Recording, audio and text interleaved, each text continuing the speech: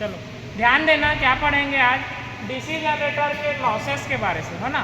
Transformer में loss पढ़ चुके हैं, आयरन लॉस और कोर लॉस, और क्या बोलते हैं उसी को, आयरन लॉस, कोर लॉस, और एक और क्या है, कॉपर लॉस। 2 लॉस के बारे में पढ़ चुके हैं, है ना।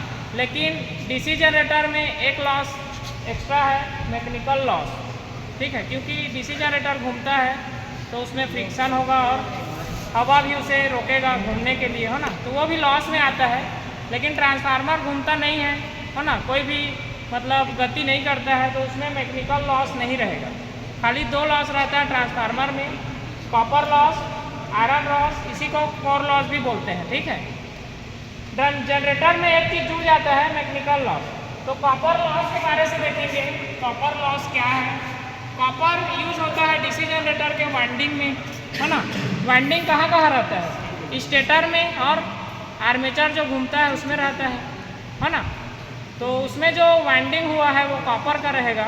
वो चीज़ कभी कभी ज़्यादा यूज कर देंगे तो गर्म भी हो जाता है, तो गर्म होगा तो धीरे धीरे क्या होगा, वो कुछ जलने जैसा होगा, ज़्यादा गर्म हो जाएगा तो वाइंडिंग ही जल जाएगा, है ना। तो उस लॉस को क्या बोलेंगे, कॉपर लॉस, ठीक है। आयरन लॉस क्या है, आयरन लॉस या कोर लॉस, जिसमें वाइंडिंग स्थापित करते हैं, जैसे कि स्टेटर हो गया, उसमें कहाँ पे वाइंडिंग स्थापित करेंगे, उसके स्लॉट में, बाहर में स्लॉट कटर रहेगा फील्ड में, उसमें फील्ड वाइंडिंग करते हैं, तो वो पत्ती पत्ती जैसा रहता है, हमें पता है, देखे हैं, है ना। और आर्मेचर में भी वाइंडिंग होता है, लेकिन किसमें होता है, उसमें भी स्लॉट कटर रहता है आर्मेचर में, है ना। वो भी वाइंडिंग, आर्मेचर वाइंडिंग को पकड़ने का काम करता है। तो उसके कोर में भी मतलब क्या लॉस होता है, कोर लॉस होता है। मैकेनिकल लॉस कहाँ पे होता है, मैकेनिकल लॉस, अब घूमेगा डीसी जनरेटर, है ना, घूमने वाला चीज़ है, तो बेरिंग उसको घूमने के लिए कुछ रोकेगा, और हवा भी कुछ मात्रा में रोकेगा, है ना। तो ये तीनों लॉस के बारे से पढ़ेंगे, है ना। देख लो एक बार फिर से, कॉपर लॉस कहाँ होगा, आर्मेचर वाइंडिंग के कॉपर में, सीरीज फील्ड वाइंडिंग के कॉपर में, शन फील्ड वाइंडिंग के कॉपर में, कॉपर लॉस। आयरन लॉस कहाँ होगा, इसी को हिस्टेरेसिस लॉस बोलेंगे एक को, और एक को एडी करंट लॉस पढ़ेंगे अभी। मैकेनिकल लॉस क्या चीज़ है, कहाँ होगा, किसके कारण होगा, फ्रिक्शन लॉस के कारण और विंडेज लॉस के कारण, ठीक है। तो पहला अपने कॉपी में हेडिंग डाल लो, कॉपर लॉस।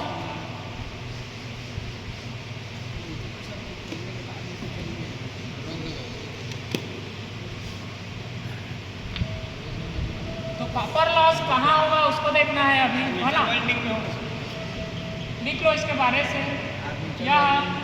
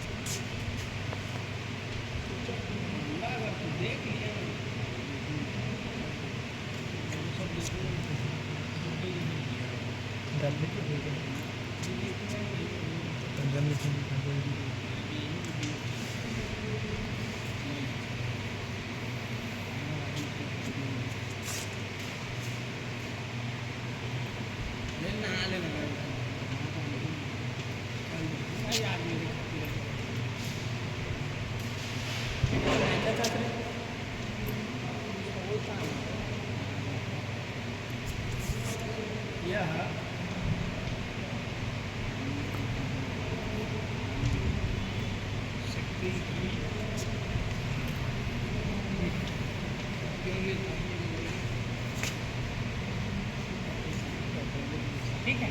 तो कॉपर लॉस किसके कारण होता है, आइस और आर के कारण, ठीक है। देखेंगे क्या चीज़ है, तो देखा होगा हीटर, है ना, हीटर देखे हैं, घर में रहता है, उसमें हीट होता है ना। हीट के कारण क्या हो रहा है, हमें गर्मी तो मिल रहा है, लेकिन शक्ति का क्या हो रहा है, हानि हो रहा है। पावर जो हम दे रहे हैं सप्लाई, वो चीज़ गर्मी के रूप में मतलब हम बाहर निकल रहा है, शक्ति का हानि हो रहा है मतलब, है ना। तो क्या चीज़ हो रहा है वहाँ पे, आई स्क्वायर आर लॉस हो रहा है ना।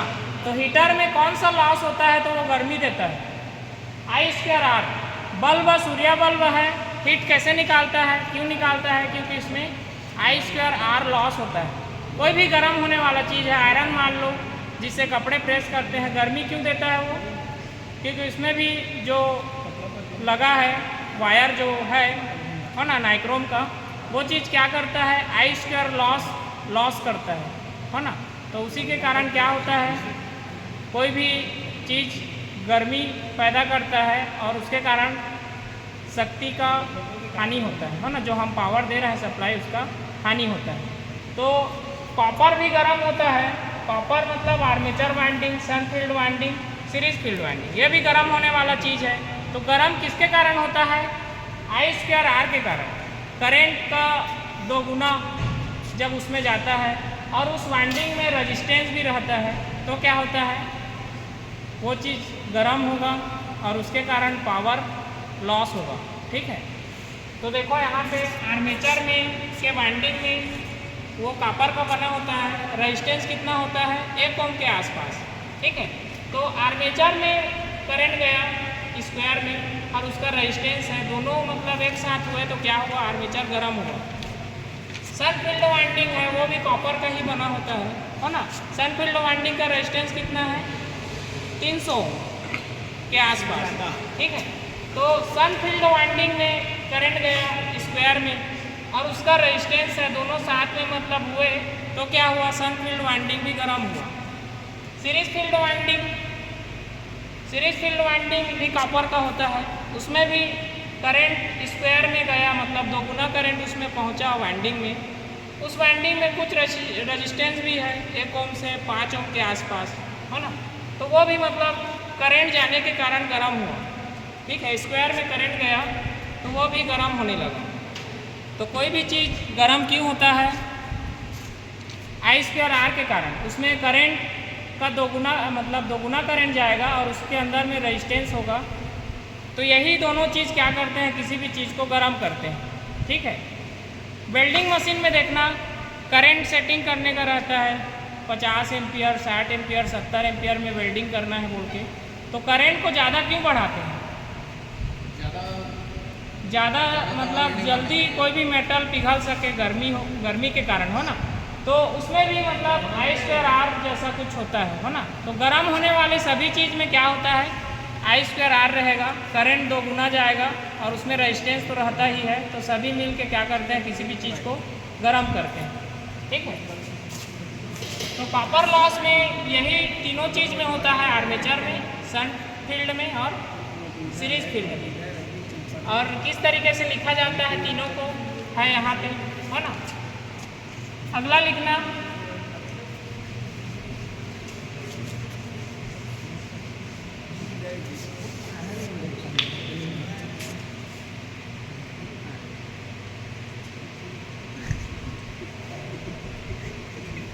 हल्ला मत करो।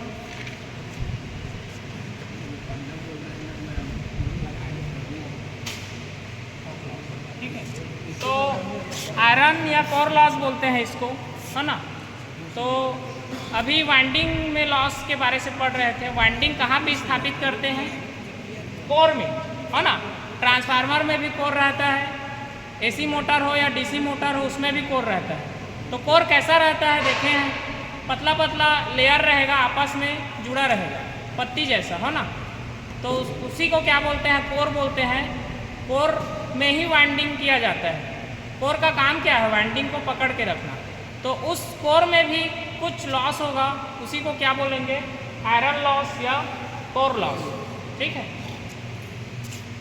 तो इसके बारे से लिखना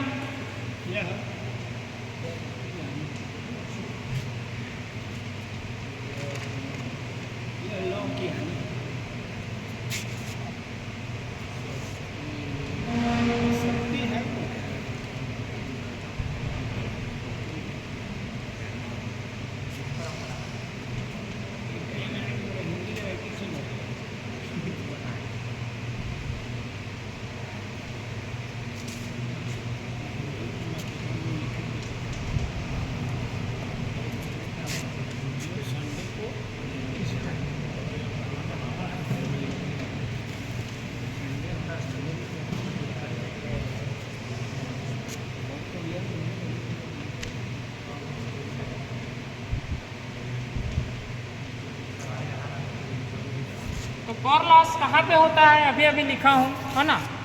कहाँ पे होता है कोर लॉस? स्टेटर है ना। स्टेटर जो स्थिर रहता है, डीसी जनरेटर का स्थिर भाग क्या कहलाता है? स्टेटर। और जो घूमता है वो वाला भाग आर्मेचर। तो आर्मेचर में भी कोर रहेगा, स्टेटर में भी कोर रहेगा। किसके लिए? स्टेटर में किसके लिए है? फील्ड वाइंडिंग को स्थापित करने के लिए। और आर्मेचर में आर्मेचर वाइंडिंग को स्थापित करने के लिए कोर रहेगा, ठीक है। और उसी कोर में लॉस होता है, उसको क्या बोलते हैं? कोर लॉस या आयरन लॉस बोलते हैं। तो ये दो टाइप के होते हैं, दो टाइप के होंगे, लिख लो कॉपी में।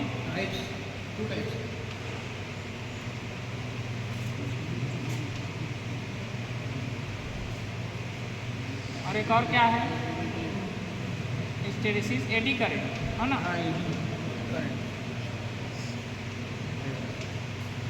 तो ये सब भी बहुत ज़रूरी चीज़ है जो भारत स्किल के ऑब्जेक्टिव में देखने को मिल जाएगा, है ना। तो हिस्टेरेसिस लॉस और एडी करंट लॉस दोनों किसमें होते हैं? किसके अंदर में? कोर लॉस के अंतर्गत आते हैं दोनों, ठीक है। हिस्टेरेसिस लॉस के बारे से लिखता,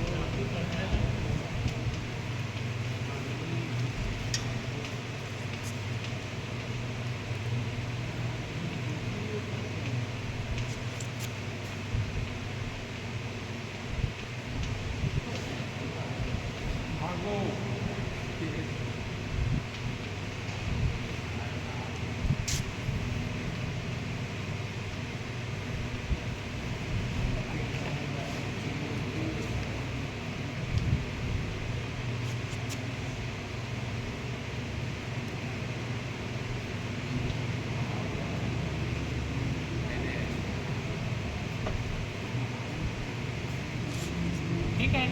तो हिस्टेरेसिस लॉस क्या चीज़ है? किसके अंतर्गत आता है? कोर ही है। हिस्टेरेसिस लॉस, आयरन लॉस और कोर लॉस के अंदर में आता है हिस्टेरेसिस लॉस, है ना। तो विचुंबकित, ठीक है। तो हिस्टेरेसिस लॉस कहाँ पे होता है? कोर है जिसमें वाइंडिंग होता है ना, स्टेटर का, रोटर का कोर है। धात्विक भाग भी रहता है उसमें बहुत सारा, है ना। कास्ट स्टील, कास्ट आयरन, है ना। जनरेटर का फ्रेम किससे बना होता है? कास्ट स्टील से। और उसका आर्मेचर का कोर जो है सिलिकॉन स्टील से। ऐसा कुछ कुछ धात्विक चीज़ों से बना रहता है। तो क्या होता है? वो बार बार चुंबकित और विचुंबकित होता है। जैसे कि सप्लाई देंगे तो वाइंडिंग तो चुंबकीय क्षेत्र बनाएगा, चारों ओर चुंबकीय मैग्नेटिक फ्लक्स फैलाएगा अपना। तो क्या होता है? उसी डीसी जनरेटर में कोर है और धात्विक भाग है, वो भी चुंबकित हो जाते हैं उसके साथ में।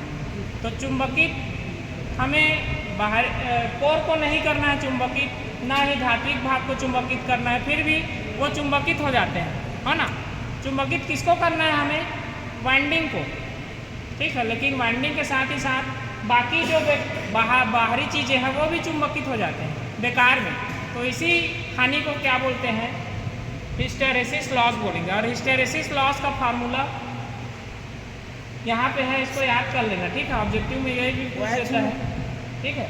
WH हिस्टेरेसिस है ये, ईटा VM 1.6, F और V, ठीक है। तो इसको याद कर लेना। हिस्टेरेसिस लॉस का जो फार्मूला है ना, इक्वेशन क्या रहता है ना, उसको याद कर। 6 जैसा लिखा है वैसे ही सर 1.6 होगी।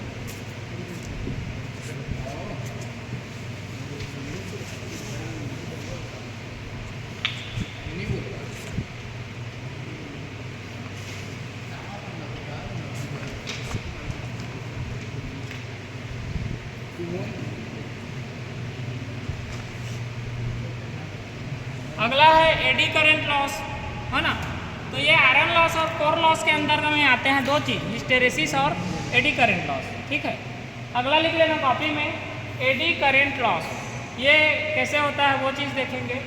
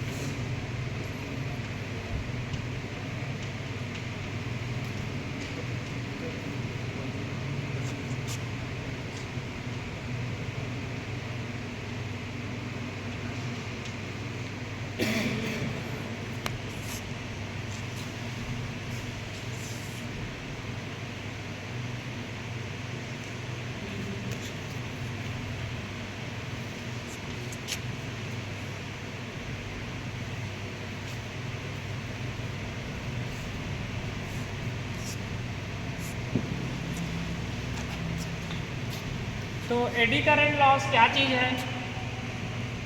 ये फैराडे के इलेक्ट्रोमैग्नेटिक इंडक्शन के सिद्धांत पे काम करता है। कौन? Eddy current loss. और एक चीज़ और क्या चीज़ काम करता है? डीसी जनरेटर, है ना। बताया था, पहले भी पढ़ चुके हैं कि डीसी जनरेटर फैराडे के इलेक्ट्रोमैग्नेटिक इंडक्शन के सिद्धांत पे जो आर्मेचर का वाइंडिंग है ना, चुंबकीय क्षेत्र को कट करेगा, आर्मेचर में सप्लाई बनेगा। किसमें होता है? डीसी जनरेटर में। लेकिन आर्मेचर का जो वाइंडिंग है वो तो कट करता है चुंबकीय क्षेत्र को, साथ ही साथ उसका जो कोर है, कोर लगा रहता है जो वाइंडिंग को पकड़ के रखता है आर्मेचर में, वो कोर भी पतला पतला लेयर रहता है, उसमें भी सिंगल सिंगल, है ना। तो वो कोर भी क्या करता है? आर्मेचर वाइंडिंग के साथ साथ वो भी मैग्नेटिक फील्ड को कट करेगा। अब साथ में वो भी है, रोक नहीं सकते उसको, है ना, कट करने के लिए। तो क्या करता है? वो कट करेगा और खुद का क्या बनाएगा? करंट बनाएगा। वाइंडिंग भी खुद का सप्लाई बनाता है, वो हमें आउटपुट में मिलता है, आर्मेचर वाइंडिंग। लेकिन साथ ही साथ आर्मेचर का जो कोर है वो भी क्या करता है? वह चुंबकीय क्षेत्र को कट करेगा और अपना खुद का करंट बनाएगा, है ना। तो हमें करंट किस में बनाना है? डीसी जनरेटर में, आर्मेचर के वाइंडिंग में। आर्मेचर में वाइंडिंग में एसी बनेगा, कम्यूटेटर उसको डीसी में बदलेगा और हमें आउटपुट में देगा। ऐसे होता है। लेकिन उसके कोर में भी करंट बन जा रहा है, ये चीज़ हानि वाला बात है ना। तो ये चीज़ नहीं होना था, है ना। तो एडी करंट में क्या होता है? जो आर्मेचर का कोर है वो करंट बना लेता है, मैग्नेटिक फील्ड में घुमाते हैं तो, ठीक है। तो उसी हानि को क्या बोलेंगे?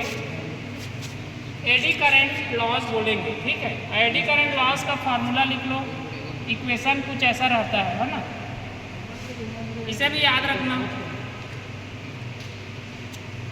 और इसके बारे से समझ गए, है ना। अगला देखेंगे मैकेनिकल लॉस।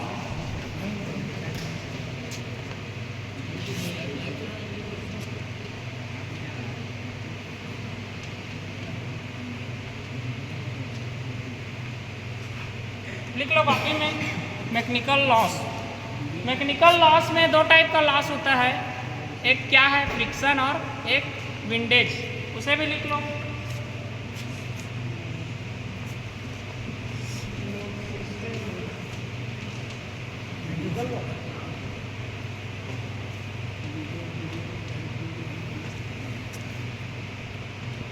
दो चीज़ होता है, हिंदी में इसी को घर्षण बोलते हैं, विंडेज को हवा, है ना। तो मैकेनिकल लॉस हर गति करने वाली मशीनों में होता है ना। ट्रांसफार्मर में नहीं होता है क्योंकि वो गति नहीं करता है, लेकिन डीसी जनरेटर हो, डीसी मोटर हो, एसी मोटर हो, सब में क्या लॉस होगा, ये लॉस होगा मैकेनिकल लॉस। ठीक है। मैकेनिकल लॉस में दो चीज़ आता है, फ्रिक्शन और विंडेज। फ्रिक्शन किस में होगा, उसके बेरिंग में, है ना। बेरिंग रोटर के साथ, मतलब रोटर किस में घुसा रहता है, बेरिंग में। बेरिंग उसे घुमाता है, लेकिन कभी कभी बेरिंग जाम हो गया, उसमें ऑयल नहीं डाले तो घर्षण कुछ बढ़ जाएगा, तो वो नहीं घुमा पाएगा रोटर को, है ना, बेरिंग में। और कहाँ पे होगा, डीसी जनरेटर में। कम्यूटेटर और कार्बन ब्रश आपस में जुड़े रहते हैं, चिपका रहता है कार्बन ब्रश कम्यूटेटर से, सभी समय रगड़ाता रहता है। तो वो भी अगर हद हो गया, ज़्यादा हो गया, तो घर्षण बढ़ेगा और नहीं घूम पाएगा, फिर कुछ कम घूमेगा। तो फ्रिक्शन लॉस कहाँ पे होता है,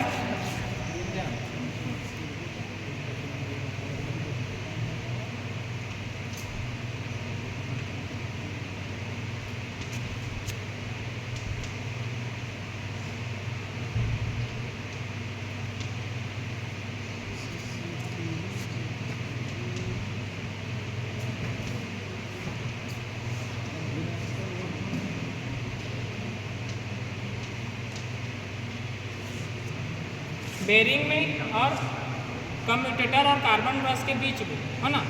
दोनों आपस में क्या करते हैं, ये फ्रिक्शन करते हैं, जिसके कारण घूमने में कुछ दिक्कत होता है डीसी जनरेटर को या डीसी मोटर को। अगला है विंडेज, हवा, है ना। अब आर्मेचर में देखो एसी सप्लाई रहता है ना, कहीं भी एसी सप्लाई रहता है, एसी मोटर हो तो उसमें बाहर में स्लॉट कटर रहता है ताकि उसे जल्दी ठंडा कर सके, है ना। एसी मोटर में बोल रहा हूँ। 3 फेज मोटर है, बाहर में जैसे कि बाइक के इंजन में स्लॉट कटर रहता है, वैसा उसमें भी कटर रहता है ना। क्यों रहता है, सरफेस एरिया ज़्यादा हो जाए, ज़्यादा हवा ज़्यादा सरफेस एरिया में पहुँचे और जो मोटर है एसी सप्लाई से चलने वाला वो ठंडा हो जाए। लेकिन डीसी मोटर का बॉडी तो प्लेन होता है ना, क्योंकि डीसी सप्लाई में गर्म नहीं होता है ना, ज़्यादा गर्म नहीं होता है। लेकिन आर्मेचर में तो एसी सप्लाई रहता है सभी समय, डीसी मोटर के का हो या डीसी जनरेटर का हो। तो आर्मेचर में एसी सप्लाई है, तो आर्मेचर में भी हमें क्या चाहिए, ठंडा करना है उसमें, है ना। आर्मेचर को ठंडा करना पड़ेगा। तो आर्मेचर के लिए ठंडा करने के लिए एक छोटा पंखुड़ी जैसा अंदर में रहता है, देखे होंगे, है ना, जो क्या करता है, डीसी मोटर का जो है आर्मेचर उसको, या डीसी जनरेटर का आर्मेचर है, उसको ठंडा करने का काम करता है।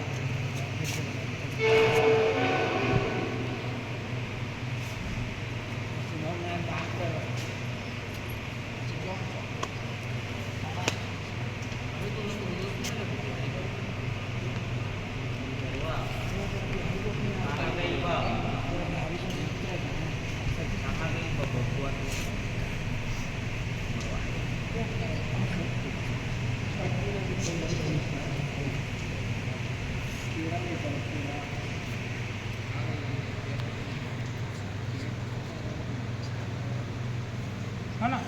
तो विंडेज क्या है, मतलब जो ठंडा करने के लिए पंखुड़ी जैसा कुछ उपयोग में लेते हैं, है ना, अंदर के वाइंडिंग को ठंडा करे बोल के, वो हवा से टकराएगा तो कुछ रोटेशन में कुछ रुकावट डालेगा घूमने के लिए, है ना। और क्या होगा, आर्मेचर में भी, मतलब आर्मेचर तो घूमेगा तो आसपास में हवा भी रहेगा, तो वो भी कुछ रोकेगा घूमने के लिए, है ना। तो डीसी जनरेटर अगर सही से नहीं घूम पा रहा है तो क्या होगा, डीसी जनरेटर का जो घूमने वाला चीज़ है अगर सही से नहीं घुमा पा रहे हैं हम, लॉस कुछ ज़्यादा हो रहा है, मैकेनिकल लॉस नहीं घूम पा रहा है, तो क्या होगा, आउटपुट वोल्टेज हमें नहीं मिल पाएगा सही से, है ना। डीसी जनरेटर में अगर मैकेनिकल लॉस है, नहीं घुमा पा रहे हैं हम उसे, हवा कुछ ज़्यादा रोक दे रहा है घूमने के लिए, बेरिंग कुछ ज़्यादा रोक दे रहा है घूमने के लिए, तो क्या होगा, गति कम रहेगा उसका, तो कम गति में कम आउटपुट वोल्टेज मिलेगा।